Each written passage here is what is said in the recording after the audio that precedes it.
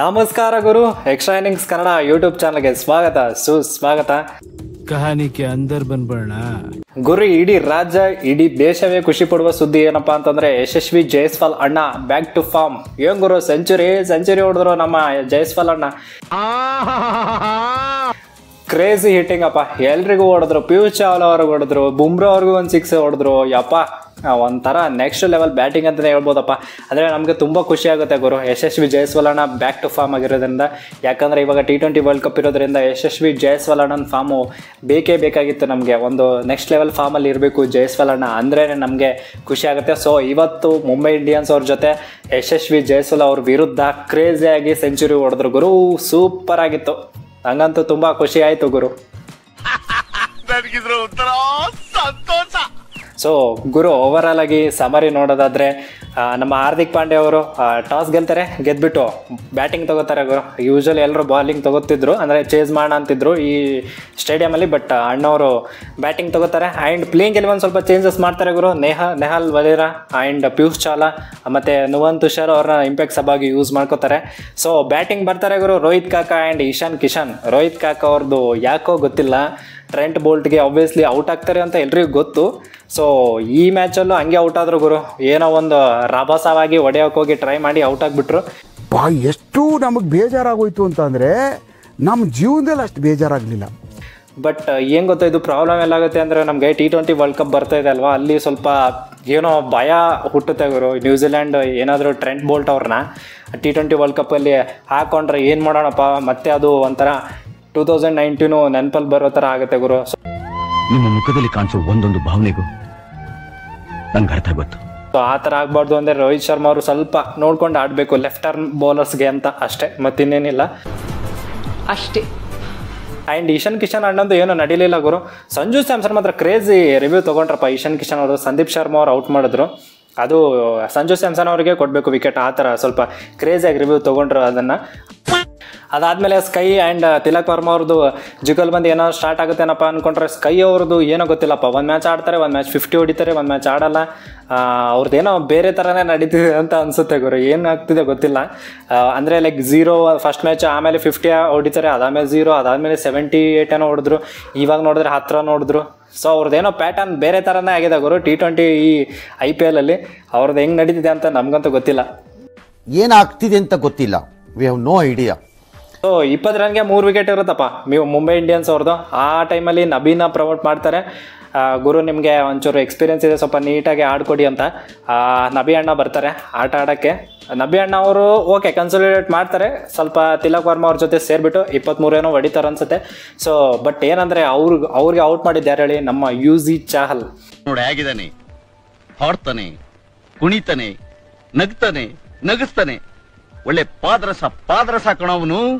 RCB ex-RCBN UZ Chahal ಏನು ಗುರು, 200 wicket ತೆಗೆದಿರೋ ಮೊದಲನೇ IPL ಅಲ್ಲಿ ಮೊದಲನೇ ಕ್ರಿಕೆಟಿಗ ಅಂತ 200 ವಿಕೆಟ್ ತೆಗೆದಿರೋ ಏಕೈಕ ವ್ಯಕ್ತಿ. ರಾಮಾಯಣದಲ್ಲಿ ಬರೋ ರಾವಣನಿಗೆ 10 ತಲೆ ಇದ್ರೆ ಈ ಮಹಾನುಭಾವನಿಗೆ ಒಂದೇ ತಲೆಯಲ್ಲಿ 10 ಮೆದಳಿದೆ ಅಂತ ಗೊತ್ತಾಯ್ತು. ಕ್ರೇಜಿ ಬೌಲರಪ್ಪ. ಈ ನಮ್ಮ RCB ಅವರು ಯಾಕೆ ಬಿಟ್ಟರು UZ ಚಾಹಲ್ ಅಂತ, ಅದೊಂದು ಯಕ್ಷ ಪ್ರಶ್ನೆ. ಅದು ಹಿಂಗೆ ಕೊಟ್ಬಿಟ್ಟು ಟೀಮ್ ಕೊಟ್ಬಿಟ್ಟು ಯಕ್ಷ ಪ್ರಶ್ನೆ ಅನ್ನೋದೇ, ಅದು ಅಂತೂ ಅರ್ಥನೇ ಆಗಿಲ್ಲ ಗುರು. UZ ಚಾಹಲ್ ಅಂತ ಬೌಲರ್ನ ಇವ್ರು ಯಾಕೆ ಬಿಟ್ಟರು ಅನ್ನೋದೇ ಗೊತ್ತಿಲ್ಲ. ಉಗಿರಿ ಕ್ಯಾಕರ್ಸಿ, ಅಲ್ಲಿಗೆ ಕೆರ ಕಿತ್ತೋಗಂಗೆ ಹೊಡೀರಿ, ಅವಾಗ ಅವ್ರಿಗೆ ಬುದ್ಧಿ ಬರುತ್ತೆ. ಸೊ ಕ್ರೇಜಿಯಾಗಿ ಬೌಲಿಂಗ್ ಮಾಡಿದ್ರಪ್ಪ. ಏನೋ ಒಂದು 51 ರನ್ಗೆ 4 ವಿಕೆಟ್ ಹೋಗಿತ್ತು ಮುಂಬೈ ಅವರು. ಆಯ್ತಪ್ಪ, ಇನ್ನೇನೋ ಮುಗ್ದಾಯಿತು, ಒಂದು 120 130 ಹೊಡಿತಾರೇನೋ ಅಂತ ಅನಿಸಿತ್ತು ಎಲ್ರಿಗೂ. ಆ ಪಿಚ್ಚಲ್ಲಿ ಪಿಚ್ ಬೇರೆ ಸ್ವಲ್ಪ ಸ್ಲೋ ಅನ್ನಿಸ್ತು. ಬಟ್ ನೆಹಾಲ್ ವಧೇರಾ ಇವ್ರ ಬಗ್ಗೆ ಹೇಳಲೇಬೇಕು ಗುರು. ತಿಲಕ್ ವರ್ಮಾ ಆ್ಯಂಡ್ ನೆಹಾಲ್ ವಧೇರಾ ಇಬ್ಬರದು ಒಂದು ಜುಗಲ್ಬಂದಿ ಸ್ಟಾರ್ಟ್ ಆಗುತ್ತೆ. ನೆಹಾಲ್ ವಧೇರಾ ನಾವು ಡಿಸ್ಕಸ್ ಮಾಡ್ತಿದ್ವಿ, ಏನು ಗುರು ನೆಹಾಲ್ ವಧೇರಾ ಹೋದ ಸೀಸನಲ್ಲಿ ಸಕ್ಕದಾಗ ಆಡಿದ್ರು, ಈ ಸೀಸನ್ ಇವ್ರಿಗೆ ಆಡಿಸ್ತಾನೆ ಇಲ್ವಲ್ಲ ಅಂತ. ಅಡ ನಿಮ್ಮನ್ನ ನೋಡ್ತಾ ಇದ್ರೆ ಕನ್ನಡಿಲಿ ನನ್ನ ಮುಖನೇ ನೋಡ್ದಂಗೆ ಆಗ್ತಾ ಇದೆ. ಸೇಮ್ ಟು ಸೇಮ್ ಅಲ್ವಣ. ಯಾರಾದ್ರೂ ಒಬ್ಬರನ್ನ ಕೂಡಿಸ್ಬಿಟ್ಟು ಇವ್ರು ಆಡ್ಸತ್ತಾನೆ ಆ ಥರ ಏನೋ ನಾವು ಅಂದ್ಕೊಂಡಿದ್ವಿ ಗುರು. ಬಟ್ ನೆಹಾಲ್ ವಧೇರಾನ ಆಡಿಸ್ಲೇ ಇಲ್ಲ. ಇವತ್ತು ಆಡಿದ್ದವ್ರು ಫಸ್ಟ್ ಮ್ಯಾಚಲ್ಲೇ ಭರ್ಜರಿಯಾಗಿ ಆಡಿದ್ರು. 24 ಬಾಲ್ 49 ಹೊಡೆದ್ರು ಗುರು. ಒಂಥರ ಆ ಕಡೆ ವಿಕೆಟ್ ಎಲ್ಲ ಹೋಗ್ತಿದ್ರೆ, ಅಂದರೆ 4 ವಿಕೆಟ್ ಹೋಗಿತ್ತು, ಭಯ ಪಡಿಸಿದ್ರು ಇವ್ರು ರಾಜಸ್ಥಾನ್ ಬೌಲರ್ಸ್ ಎಲ್ಲ. ಬಟ್ ಕ್ರೇಜ್ ಆಗಿ ಆಡಿದ್ರಪ್ಪ ನೆಹಾಲ್ ವಧೇರಾ ಅವ್ರಿಗಂತೂ ಹ್ಯಾಟ್ಸ್ ಆಫ್ ಹೇಳಲೇಬೇಕು ಗುರು. ಯಾರು ಮಾಡಕ್ ಸಾಧ್ಯ ಆಗಲ್ಲ. ಕ್ರೇಜಿ ಅಂದರೆ ಕ್ರೇಜಿ ಹಿಟ್ಟಿಂಗು ಅವ್ರ ಕಡೆಯಿಂದ. ಸೊ ಅವ್ರು ಔಟ್ ಆದರು, ಬಟ್ ಆದರೆ ತಿಲಕ್ ವರ್ಮಾ ಸಖತ್ತಾಗಿ ಆಡಿದ್ರು. ಅವರು 65 ರನ್ ನೋಡಿದ್ರು ತಿಲಕ್ ವರ್ಮಾ ಅಂತ ಒಬ್ಬ ಆಟಗಾರ ಮಿಡಲ್ ಆರ್ಡ್ರಲ್ಲಿ ಬೇಕೇ ಬೇಕು ಗುರು. ಕನ್ಸಲ್ಟೇಟ್ ಮಾಡ್ತಾರೆ ಅಂದರೆ ಲೈಕ್ ಕ್ರೇಜಿಯಾಗಿ ಆಡ್ತಾರಪ್ಪ. ಅಂದರೆ ಸ್ಟ್ರೈಕ್ ರೊಟೇಷನ್ ಇದೆ, 6-4 ಹೊಡೆಯೋ ಸಾಮರ್ಥ್ಯ ಅಂತೂ ಕ್ರೇಜ್ ಆಗಿದೆ. ಸೊ ಒಂಥರ ಕ್ರೇಜಿ ಬ್ಯಾಟ್ಸ್ಮನ್ ಅಪ್ಪ ಇವರು ತಿಲಕ್ ವರ್ಮಾ. ಹೌದು ಮಹಾಪ್ರಭು, ಸಾಮಾನ್ಯ ಮಾನವನಿಂದ ಇದೆಲ್ಲ ಸಾಧ್ಯವೇ? 151 ರನ್ ಆಗಿತ್ತು 16 ಓವರ್ಗೆ. ಇನ್ನು 4 ಓವರು ಆಲ್ಮೋಸ್ಟ್ ಒಂದು 30 ರನ್ ಬಂದ್ರು, 40 ರನ್ ಬಂದರೆ 190 ಆಗಿರೋದ. ಅಂದರೆ ಲೈಕ್ ಇವ್ರ ಕಡೆ ಟೀಮ್ ಡೇವಿಡ್, ಹಾರ್ದಿಕ್ ಪಾಂಡ್ಯ ಅಂತ ಘಟಾನುಘಟಿಗಳು ಪ್ಲೇಯರ್ ಇದ್ರು, ಹೊಡೆಯೋಕ್ಕಾಗಲಿಲ್ಲ ಅಂತ. ಯಾಕೆ ಹೊಡೆಯೋಕ್ಕಾಗಲಿಲ್ಲ ಅಂದರೆ ಲಾಸ್ಟ್ 2 ಓವರ್ ಗುರು ಆವೇಶ್ ಖಾನ್ ಅವ್ರ ಕಡೆಯಿಂದ 6 ರನ್ ಬರುತ್ತೆ, ಸಂದೀಪ್ ಶರ್ಮಾ ಅವ್ರ ಕಡೆಯಿಂದ 3 ರನ್ ಬರುತ್ತೆ.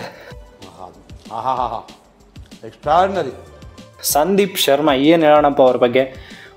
ಯಪ್ಪ, ಒಂದು ಟೈಮಲ್ಲಿ ಕ್ರೇಜಿ ಬೌಲರ್, ಸ್ವಿಂಗು ಅದು ಇದು ಏನೋ ಮಾಡ್ತಾರೆ ಅಂದರೆ ಇವತ್ತು ಕೂಡ ಫ್ರಂಟಲ್ಲೇ ಹಾಕ್ಸ್ಬಿಟ್ರು ಗುರು, ಪವರ್ ಪ್ಲೇಯಲ್ಲೇ ಹಾಕ್ಸ್ಬಿಟ್ರು. ಅದಾದಮೇಲೆ ಲಾಸ್ಟ್ ಓವರ್ 3 ರನ್ ಗುರು, 5 ವಿಕೆಟ್ 18 ರನ್ಗೆ. ಏನಪ್ಪ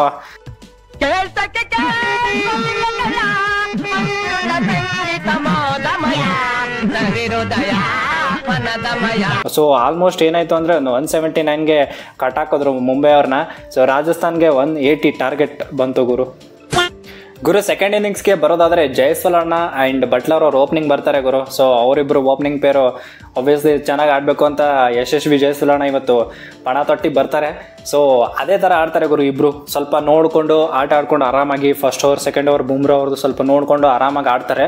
6 ಓವರ್ಗೆ 61 ಏನೋ ಆಗಿತ್ತು. ಸೊ ಅದಾದಮೇಲೆ ಸ್ವಲ್ಪ ಮಳೆ ಬರುತ್ತೆ ಗುರು, ಮಳೆ ಒಂಚು ಅಡಚಣೆ ಆಗುತ್ತೆ ಮಳೆದು.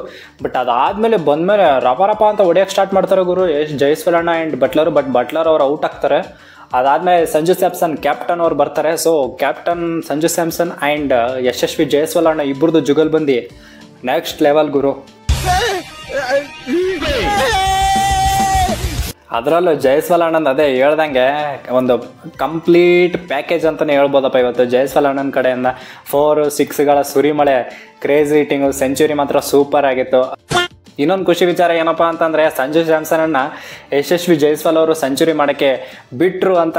ಅಂದರೆ ಲೈಕ್ ಅವರು ಹೊಡಿಬೋದಾಗಿತ್ತು ಗುರು ಸಂಜು ಸ್ಯಾಮ್ಸನ್ ಅವ್ರಿಗೆ ಎಲ್ಲ. ಅಂದರೆ ಲೈಕ್ ಅವರು ಆರಾಮಾಗಿ ಹೊಡಿಬೋದಾಗಿತ್ತು ರನ್ಸ್ ಎಲ್ಲ. ಸೊ ಬಟ್ ಜೈಸ್ವಾಲ್ ಅವ್ರಿಗೆ ಒಂದು ಸೆಂಚುರಿ ಆಗಲಿ ಅಂತ ಅವ್ರ ಫಾರ್ಮ್ಗೆ ಮರಳಿ ಇನ್ ದ ಸೆನ್ಸ್ ಸೆಂಚುರಿ ಆಗೋ ಸ್ಟೇಜಲ್ಲಿದ್ದರು, ರನ್ಸು ಕಮ್ಮಿ ಇತ್ತು. ಸೊ ಅವ್ರಿಗೆ ಸೆಂಚುರಿ ಆಗಲಿ ಅಂತ ಇವರು ಚಾನ್ಸ್ ಕೊಟ್ಟಿದ್ದು ಕ್ರೇಜ್ ಆಗಿತ್ತು. ಅದು ಮಾತ್ರ ಅಂದರೆ ಲೈಕ್ ಖುಷಿ ಆಯಿತು ಅದನ್ನು ನೋಡಿ. ಹೌದು ಸರ್, ಹೌದಲ್ಲ, ಹೌದಾ, 100% ಸರ್, ಸತ್ಯವಾದ ಮಾತು ಸರ್, ಸತ್ಯವಾದ ಮಾತು ಗುರು. ಮುಂಬೈ ಇಂಡಿಯನ್ಸ್ ಕಡೆಯಿಂದ ಬ್ಲಂಡರ್ಸ್ ಆದವು ಗುರು. ಕ್ಯಾಪ್ಟನ್ಸಿ ಪ್ರಾಬ್ಲಮ್ ಆಯಿತು. ಅದರಲ್ಲೇ ಕ್ಯಾಪ್ಟನ್ ಕರೆಕ್ಟಾಗಿ ನಿರ್ಧಾರ ತೊಗೊಳಕ್ಕಾಗಲಿಲ್ಲ, ಡಿಸಿಷನ್ಸ್ ಕರೆಕ್ಟ್ ಮಾಡಲಿಲ್ಲ. ಆ್ಯಂಡ್ ಫೀಲ್ಡಿಂಗ್ಸ್ ಗುರು ಏನು ಗುರು 3-4 ಕ್ಯಾಚ್ ಎಲ್ಲ ಬಿಡ್ತೀರಾ ಅಂದರೆ ಏನು ಹೇಳೋಣ. ಮುಂಬೈ ಇಂಡಿಯನ್ಸ್ 5 ಸರಿ ಚಾಂಪಿಯನ್ಸ್, ಈ ಥರ ಫೀಲ್ಡಿಂಗ್ ಮಾಡಬಾರ್ದು. ಅಂದರೆ ಲೈಕ್ ಅವ್ರ ಕ್ಯಾಲಿಬರ್ಗೆ ಈ ಥರ ಫೀಲ್ಡಿಂಗ್ಸ್ ಮಾಡಬಾರ್ದು ಅಂತ ಟೀಮ್ ಡೇವಿಡ್ ಸಖತ್ತಾಗಿ ಫೀಲ್ಡರ್ ಅವ್ರು ಕ್ಯಾಚ್ ಬಿಟ್ಟರು ಹಾರ್ದಿಕ್ ಪಾಂಡ್ಯ ಬೌಲಿಂಗಲ್ಲಿ. ಆ್ಯಂಡ್ ಇವರು ನೆಹಲ್ ವದೇರಾ ಅವರು ಕ್ಯಾಚ್ ಬಿಟ್ಟರು ಗುರು. ಅದು ಈಸಿ ಕ್ಯಾಚು, ಅಷ್ಟೊಂದು ಹಾರ್ಡ್ ಏನು ಇರಲಿಲ್ಲ. ಸೊ ಈ ಥರ ಕ್ಯಾಚ್ ಬಿಟ್ಟರೆ ಯೂಶಲಿ ಕ್ಯಾಚಸ್ ವಿನ್ ಮ್ಯಾಚಸ್ ಅಂತಾರೆ. ಸೊ ಕ್ಯಾಚ್ ಬಿಟ್ಟರೆ ಆಬ್ವಿಯಸ್ಲಿ ಮ್ಯಾಚ್ ಬಗೆ ಹಾಸ್ಕೊಳ್ಳೋದು ಕಟ್ಟಿಟ್ಟ ಬುತ್ತಿ ಅನ್ನೋ ಥರ ಏನಂತೀರಾ? ಸೊ ಅದರಿಂದ ಆಲ್ಮೋಸ್ಟು ಅಂದರೆ ಕ್ಯಾಪ್ಟನ್ಸಿನೂ ಯಾಕೆ ಅಂತಂದರೆ ಬುಮ್ರಾ ಅವ್ರನ್ನ ತೊಗೊಂಡ್ಬರ್ಬೋದಾಗಿತ್ತು ತಾನೆ. ಒಳ್ಳೆ 15-16ವರೆಗೆ ತೊಗೊಂಬರ್ತಾರೆ ಗುರು. ಅದು ಗೆಲ್ಲೋ ಮ್ಯಾಚು ಅಂದರೆ ಗೆಲ್ಲೋ ಮ್ಯಾಚ್ ಇನ್ ದ ಸೆನ್ಸ್ ಇವರು ಇಬ್ಬರು ಪಾರ್ಟ್ನರ್ಶಿಪ್ ನಡೀತಿದೆ. ಪಾರ್ಟ್ನರ್ಶಿಪ್ ಬ್ರೇಕ್ ಮಾಡೋದು ಯಾರು? ಬುಮ್ರಾ ಅವ್ರು ತಾನೆ. ಸೊ ಅವರನ್ನು ಬೇಗ ಕರ್ಸ್ಕೊಂಬರ್ಬೇಕಾಗಿತ್ತು, ಕರ್ಸ್ಕೊಂಬರ್ಲಿಲ್ಲ. ಸೊ ಅದರಿಂದ ಮುಂಬೈ ಅವರು ಒಂಥರ ಸೋತ್ಬಿಟ್ರು. ಇವಾಗ ಗುರು ಪಾಯಿಂಟ್ಸ್ ಟೇಬಲ್ ನೋಡೋದಾದ್ರೆ ಸೊ RR ಫುಲ್ ಜಂಪ್ ಆಗೋರೆ. RR ಪ್ಲೇ ಆಫ್ಸ್ ಖಚಿತ ಆಗಿದೆ, 100% ಖಚಿತ ಗುರು.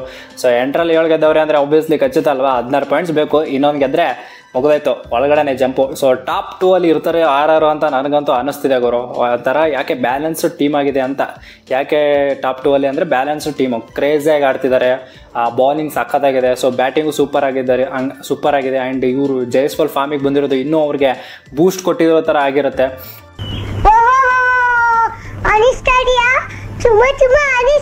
ಮುಂಬೈ ಅವ್ರಿಗೆ ಏನೋ ಗೊತ್ತಿಲ್ಲ, ಅವ್ರದ್ದು ಈ ಸೀಸನ್ ಯಾಕೋ ತಳಕ ಬಳಕ ನಡೀತಿದೆ. ದೇಹಾದ್ಯಂತ ಸಹಿಸಲಾಗದ ಮರಣ ಸಂಕಟ. ಮುಂದೆ ಏನು ಮಾಡ್ತಾರೋ ಗೊತ್ತಿಲ್ಲ. ಮುಂಬೈ ಇಂಡಿಯನ್ಸ್ ಅವರು ಸ್ವಲ್ಪ ಅವರು ಕಮ್ಬ್ಯಾಕ್ ಮಾಡಿಬಿಟ್ಟು ಗೆಲ್ಲೋ ಒಂದು ಇದಕ್ಕೆ ಅಂದರೆ ಲೈಕ್ ಕನ್ವಿನ್ಸಿಂಗಾಗಿ ಗೆಲ್ಲಬೇಕು ಅಂತ ಯಾವುದೇ ಮ್ಯಾಚ್ ಆಗಲಿ ನೆಕ್ಸ್ಟ್ ಬರೋ ಮ್ಯಾಚು ನೋಡೋಣ ಏನು ಮಾಡ್ತಾರೆ ಮುಂಬೈ ಇಂಡಿಯನ್ಸ್ ಅವರು.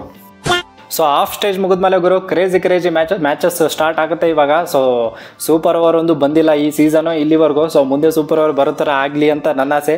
ನೋಡೋಣ ಏನಾಗುತ್ತೆ ಅಂತ. ಸೊ ನಿಮಗೆ ಈ ಮ್ಯಾಚ್ ನೋಡಿ ಏನು ಅನ್ನಿಸ್ತಾ ಅಂತ ಕಮೆಂಟ್ ಸೆಕ್ಷನಲ್ಲಿ ಕಮೆಂಟ್ ಮಾಡಿ ಅಂತ ಹೇಳ್ತಾ ಇವತ್ತಿನ ವಿಡಿಯೋ ಮುಗಿಸೋವಂಥ ಸಮಯ. ಸೊ ಈ ವಿಡಿಯೋ ನಿಮಗೆ ಇಷ್ಟ ಆದರೆ ಪ್ಲೀಸ್ ಲೈಕ್ ಮಾಡಿರಿ, ಶೇರ್ ಮಾಡಿರಿ ಆ್ಯಂಡ್ ಕಮೆಂಟ್ ಅಂತೂ ಮಾಡಲೇಬೇಕು. ಇದು ನಮ್ಮ ಕಾಳಕಾಳಿಯ ಬೇಡಿಕೆ. ನಾನು ನಿಮ್ಮನ್ನ ಕೇಳ್ಕೊತಾ ಇದ್ದೀನಿ, ಡಿಮ್ಯಾಂಡ್ ಅಲ್ಲ, ಬೇಡಿಕೆ, request. That's it for the day. Bye. Jai Hind, Jai Karnataka. ಮತ್ತೆ ಭೇಟಿಯಾಗೋಣ. ನಮಸ್ಕಾರ.